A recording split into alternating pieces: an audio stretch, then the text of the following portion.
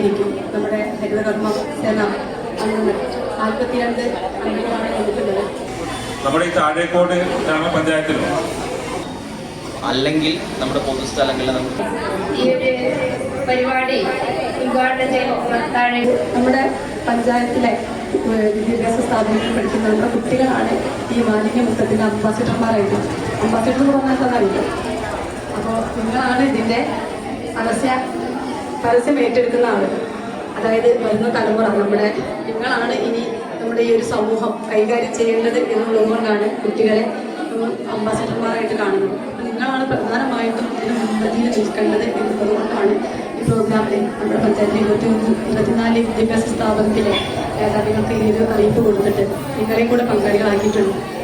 അപ്പം എന്തായാലും നമ്മുടെ പഞ്ചായത്ത് നടത്തിയ പ്രവർത്തനങ്ങളുടെ റിപ്പോർട്ട് പ്രകാരം അവതരിപ്പിച്ചതിൻ്റെ പഞ്ചായത്ത് മാലിന്യമുക്തമായി പ്രഖ്യാപിച്ചതായിട്ട് അറിയിക്കുന്നു.